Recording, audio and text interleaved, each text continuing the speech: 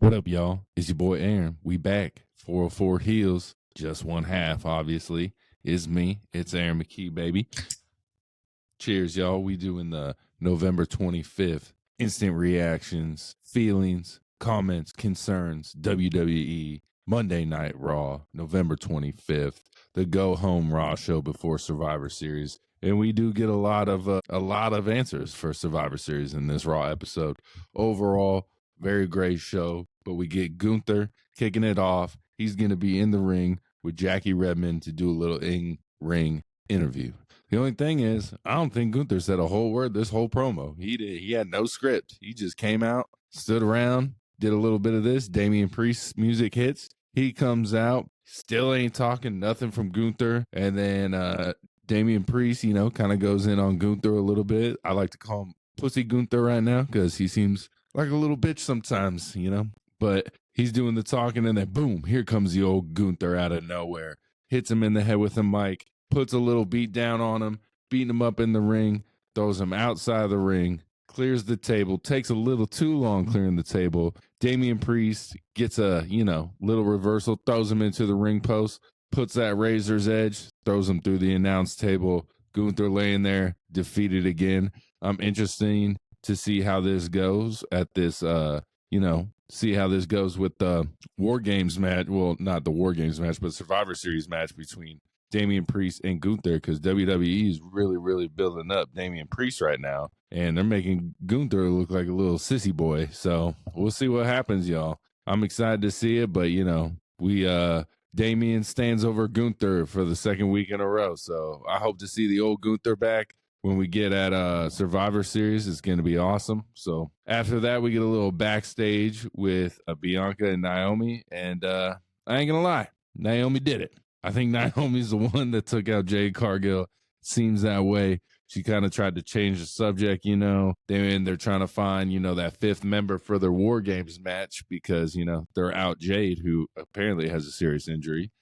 And EO suggests Kyrie. They're like, nah, no damage control. We've had our past with damage control, blah, blah, blah. And then Rhea comes and, she got that LeBron James black mask on, still rocking that bad boy. So she is basically only worried about Liv Morgan. But damn, Naomi did it, man. She did it, y'all. She jumped. I'm pretty positive. She did it. Maybe jealousy. She wants to be the tag champ with Bianca. We'll see what happens. We'll see if they make Bianca earn it again with a new champion, or if they kind of do what they did with Chelsea Green and just kind of gave the other belt to Piper Niven when Sonya Deville got hurt. So we'll see what they do. We'll see how long Jade's out for. But I'm interested in this War Games match. It's going to be a good one. And then, with the absence, we'll talk about it later. But we find out pretty positive who that fifth member is in the main event between Nia and Bianca Belair for the advantage in the War Games match. So we get just kind of like a throwaway match right after that. It's Dragon Lee and Rey Mysterio versus the Creed brothers. This American Made it's pretty terrible. It's almost as bad as Pure Fusion Collective. Almost. It's not there, but it's almost there. I mean, it just kind of it flattened Chad Gable's career. I feel like it dampened the Creed brothers. I felt like they were very entertaining to watch, up and coming tag team, and it just kind of Ivy Nile too. She did a what are those matches? The fucking dark match. I don't know why I couldn't think of that. A dark match before a Monday Night Raw we went to. Crowd was all behind her. Now it just seems like this whole team is just falling flat. It's terrible gimmick, terrible matches, just terrible everything. It was kind of cool with the Wyatt Six, but now what, Karrion Kross and the Miz are doing with the Wyatt Six, it seems way better than what American Made and Chad Gable did. So Chad Gable is definitely on the decrease, I feel like. I mean, y'all spoke too last week. We did say, it does seem like it's dampered. Like no one would want to see him as an Intercontinental Champion right now at all.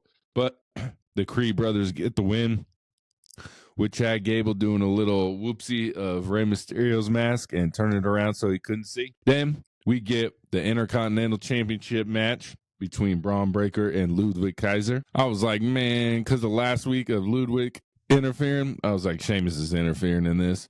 And that is 100% what happens. We get an interference from Sheamus. While Sheamus is beating up Ludwig Kaiser, Braun Breaker comes over. They get involved. Security's everywhere. They're brawling. They go to commercial break. They come back. They're still brawling. Adam Pearce comes out, announces it. Match for Survivor Series. Triple threat match. Sheamus, Braun Breaker, Ludwig Kaiser. We're going to do a prediction show. We'll probably post it tomorrow night, early Turkey Day morning maybe. But we'll talk about our predictions for what we think's going to happen. But there ain't no way Braun Breaker's losing this match. It would be cool to see Sheamus complete and be the Grand Slam champion because all he needs is that Intercontinental Championship. But I don't see it happening. I just don't see it happening. Braun Breaker is pretty crazy. It would be interesting maybe Sheamus doesn't pin Braun Breaker. He pins Ludwig Kaiser, and then Braun Breaker gets a quick rematch, wins it back maybe. I don't know. We'll see what happens. I don't even know if Sheamus would want to win it that way, you know. Maybe they just all lose. They lose, and Braun Breaker wins because the dude is a beast. He's an animal. He's fun to watch. Then we get a little Sammy and the Usos. You know, they're talking about how Jay and Jacob Fatu are going to go one-on-one on SmackDown next week for the advantage, which is a pre-recorded SmackDown, but it seems like the internet's been pretty cool this week and not really discussing shit. Or maybe I'm just scrolling really, really fast over and haven't noticed it, but I haven't seen any spoilers yet. And then they also said that CM Punk and the OTC is going to be sitting down with CM Punk, and they're going to discuss, you know, what's going to happen at War Games. It's going to be interesting to see those two talk. It's going to be alpha male versus alpha male, you know. It's going to be a good time to see. Then we get Finn and JD defending their, you know, tag team championships for the second time in like 150 days or some shit like that against the War Raiders. I mean, going into this, we definitely knew War Raiders probably had zero chance of winning these belts.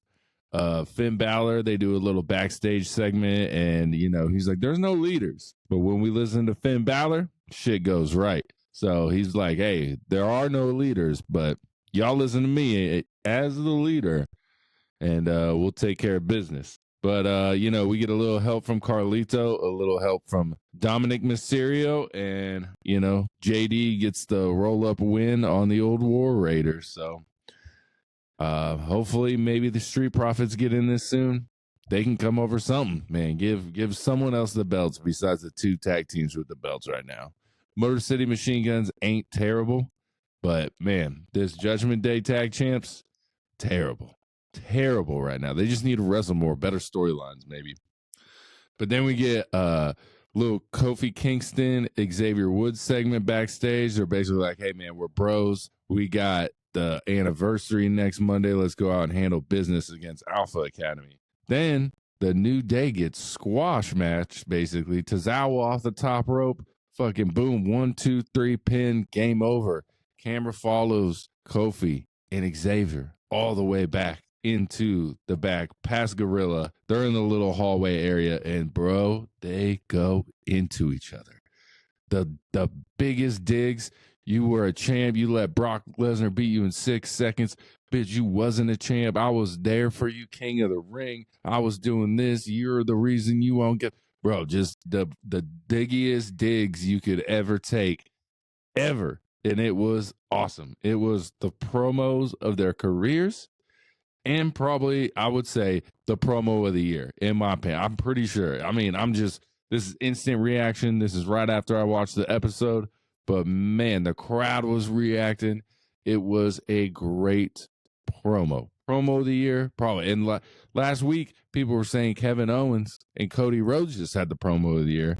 And then, boom, this week, out of nowhere, Kofi Kingston and Xavier Woods have the promo of the year, in my opinion. We'll probably talk about it a little bit on Thursday on Word on the Street just to get my boy Steph's opinion. But, man, that shit was dope. It was kind of funny because when they were walking away, Kofi said, see you at the reunion. But then Xavier Woods said anniversary. So reunion. So, like, we all knew pretty much Big E was going to make an appearance, but Kofi might have just accidentally confirmed it. So thank you, Kofi. But he definitely said reunion. And then Xavier Woods was like anniversary. But man, it was such a good promo. It was a terrific promo. We never put you in charge because we knew you can't handle it. All this, just dig. It was awesome, man. It's going to be interesting to see what happens on Monday with all three of them there. Is Big E enough to get them back together?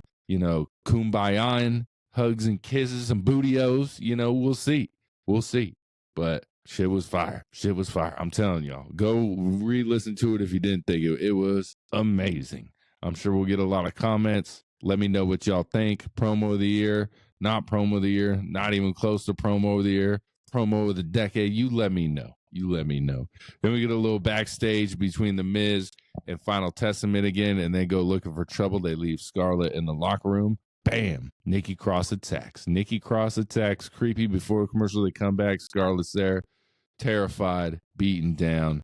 We'll see where this goes. I thought it would be another Survivor Series match, but maybe they're setting it up for Saturday Night Main Event. So I think that's probably more along the lines of where it's going. Maybe they'll have like a stipulation, maybe a cage match, maybe a Hell in a Cell with all of them. You never know. But this Karrion Kross and Miz connection is by far one of the few surprises that are amazing in WWE right now. You wouldn't have thought, man, maybe Miz and Karrion Kross should work together. Nah, you never thought that. But then they put them together, and bam, it's the magic of Miz. He can work with anyone, anytime, any place. He's very good with any situation you put him in. People, I don't think really people underestimate Miz, but people show love to Miz too. I don't think he's overappreciated.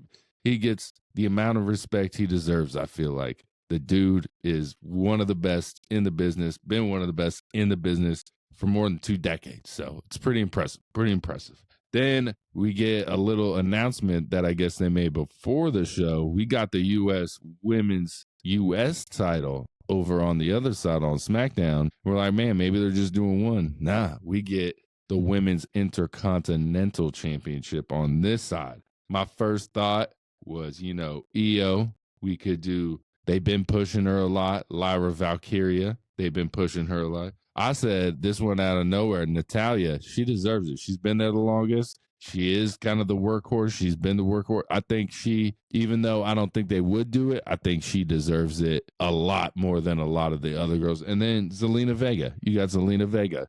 But we'll see what they're doing. Another tournament. I'm assuming it'll all culminate at Saturday Night Main Event. That seems to get to be like a big deal. So we'll have a women's IC champion. I saw some of y'all talking Dakota Kai out there, Kairi Sane, all that. But I think the 2 front runners are Io Sky and Lyra Valkyria. But the one I kind of want, just because she deserves it, is Natalya for sure. What do y'all think? New women, the belt. That belt is a clean belt. The white, it looks amazing. But what do y'all think? Who do you want to see as a new Women's Intercontinental Champion? The workhorse. You guys got to remember that. It's the workhorse belt. That's what they push it as. That's what it is. The one that's always wrestling, always defending the belt, which now it seems like it's LA Knight. But, we get Braun Breaker whenever we get him, and it's pretty awesome when we get them both. So then we get the advantage match, the one who gets, their person to come out the cage first at War Games. And it's Bianca Belair versus Nia Jax. And all the girls who are in War Games are banned from being at ringside. So no one can interfere, and it's just straight up fight. But there's one person who seems to be the 5th member of this team, replacing Jade Cargill, that's officially not on the team yet. So she's allowed to be at ringside, and that is Bayley. She comes out, she distracts Nia, pulls her off the rope. Nia falls down. Bianca hits like a 540 flip off that bitch. Splash. 1, 2, 3. Kind of gives Bayley a look. Bayley's like, come on. So it does seem like Bayley is the 5th member of this War Games match. So we got the OG bloodline versus the new bloodline. We got the women's, it's pretty star powered. You got some of your Candice LeRae's in there, your Tiffany Strattons. I'm excited to see. Bianca, I'm excited to see. I was excited to see Jade Cargill in this big of a match, but it doesn't seem like that's happening out obvious. And Bayley's going to be there. I believe Io Sky's been in every single women's Survivor Series War Games match, so her streak continues. Maybe she can get like a streak like The Undertaker, not necessarily winning every, but just being in everyone. We call her Miss War Games. Io Sky, Miss War Games. She's been in all of them. That's what I said. But Bailey gets the assist. She gets the dub. 1, 2, 3. They get the advantage. They get to come out of the cages first, so they'll always have the person advantage. And then we also get another match announced during this Raw first Survivor Series, and that's going to be Shinsuke Nakamura versus LA Knight for the U.S. Championship. So we got 5 matches on War Games. I'm excited for it.